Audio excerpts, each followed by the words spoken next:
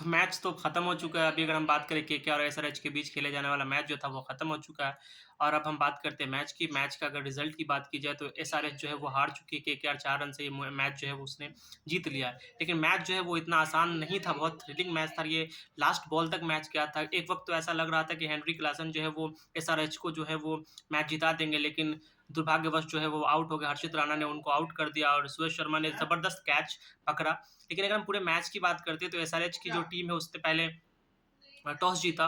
Toss जीतने के बाद जो है एसआरएच ने गेंदबाजी करने का फैसला किया और बल्लेबाजी करने के लिए जब कोलकाता की टीम आई तो कोलकाता के जो ओपनर बल्लेबाज है सुनील नारायण, पहले तो मुझे ये बात समझ में नहीं आता कि सुनील नारायण जो है वो ओपनिंग करने के लिए क्यों आते हैं, क्योंकि पिछले अगर 2-3 सालों से देखा जाए तो वो कुछ अच्छा कर नहीं रहे। तो केकेआर मैनेजमेंट को इसके बारे में कुछ सोचना चाहिए। खैर उससे आगे बढ़ते हैं तो सुनील नारायण जो है वो सस्ते में आउट हो गए। लेकिन फिलिप साल्ट ने क्या बल्लेबाजी की, उन्होंने जबरदस्त तरीके की जो है परफॉर्मेंस दी। फिलिप साल्ट ने 54 रन बनाए, 40 गेंद खेल करके उन्होंने 54 रन बनाए।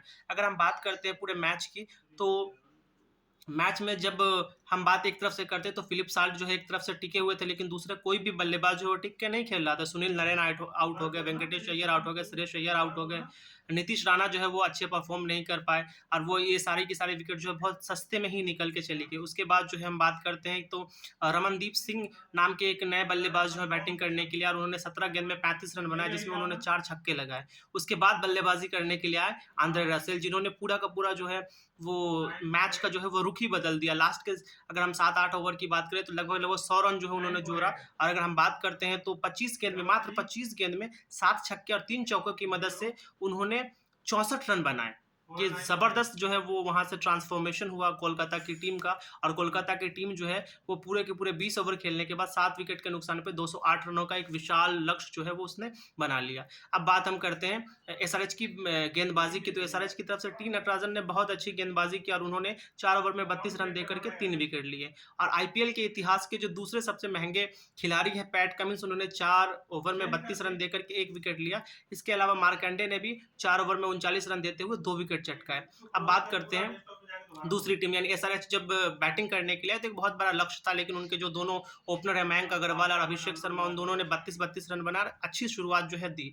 हालांकि जो एसआरएच की टीम थी उसने जितने भी प्लेयर्स थे उन सब ने अपना अपना योगदान दिया। एडन मार्करम जो है उन्होंने 18 बनाए, त्रिपाठी ने 20 बनाए, लेकिन मैच जो है वो पूरी तरीके से फंसा हुआ था और ये नहीं लग रहा था कि एसआरएच की टीम वहां तक जा पाएगी। लेकिन मजा तब आया जब हेनरी क्लासन है वो बैटिंग करने के लिए।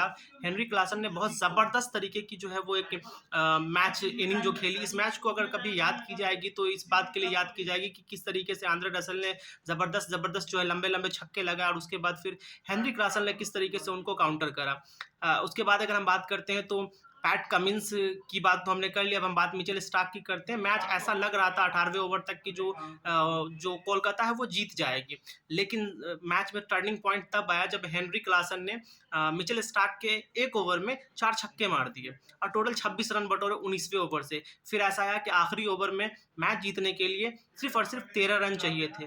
गेंद जो है वो सुरेश अय्यर ने हर्षित राणा को थमाया और वो जब गेंदबाजी करने के लिए आया तो पहले गेंद पे हेनरी क्लासन ने छक्का मार दिया, दूसरे गेंद पे उन्होंने सिंगल ले लिया और मैच यहीं से पलट गई। उसके बाद अगर हम बात करते हैं तो शहबाज अहमद जो बहुत अच्छी जो है वो बल्लेबाजी कर रहे थे, उन्होंने सिर्फ 5 गेंद खेले और 16 रन बनाए। उन्होंने 1 चौका लगाया और 2 छक्के मारे और इस तरीके से उन्होंने सिर्फ 5 गेंद खेलते हुए 16 रन बनाए और इस तरीके से पूरी की पूरी मैच में एसआरएच जो थी वो हावी थी और उसके जीतने के चांसेस बहुत ज़्यादा थे। लेकिन अगले ही गेंद पे जो है शहबाज जो है वो आउट हो गए, सुरेश अय्यर ने उनका कैच पकड़ा। उसके बाद अगले ही बॉल पे जब हर्षित राणा जो है वो बॉलिंग कर रहे थे तो अगले बॉल को खेलने के लिए मार्को एंसन आया और उन्होंने 1 रन लिया। उसके बाद हेनरी क्लासन जो है स्ट्राइक पे आया और उन्हें जो है वो छक्का मारने की कोशिश की, जिसके बाद एज लग करके वो पीछे चला गया और उसके बाद सुरेश शर्मा जो उन्हें एक बहुत ज़बरदस्त कैच पकड़ा, जिसकी वजह से मैच जो है वहीं पे लगभग ख़त्म हो गई। फिर बाद में 1 गेंद पे 5 रन की ज़रूरत थी, लेकिन ऐसा नहीं हो सका और कुल मिला के अगर हम बात करते हैं तो जो डॉट डाल दिया हर्षित राणा, तो कुल मिला के हम बात करते हैं तो केकेआर ये मैच जीत गई है। लेकिन ये बात बिल्कुल साफ हो गई है, पूरी तरीके से साफ हो गई है कि एसआरएच इस बार कुछ ज़बरदस्त परफॉर्मेंसेस को अपने साथ लेकर के आ रही है। एडन मार्करम बहुत अच्छे फॉर्म में होते हैं, हेनरी क्लासन पिछले साल भी उन्होंने एक अलग ही लेवल की क्रिकेट खेली थी। तो कुल मिला के हम बात कह सकते हैं कि केकेआर की टीम जो है ये मैच जीत जरूर गई है, लेकिन ये मैच हमेशा याद किया जाएगा हेनरी क्लासन के काउंटर और आंद्रे रसेल की बल्लेबाजी के लिए। अगर हम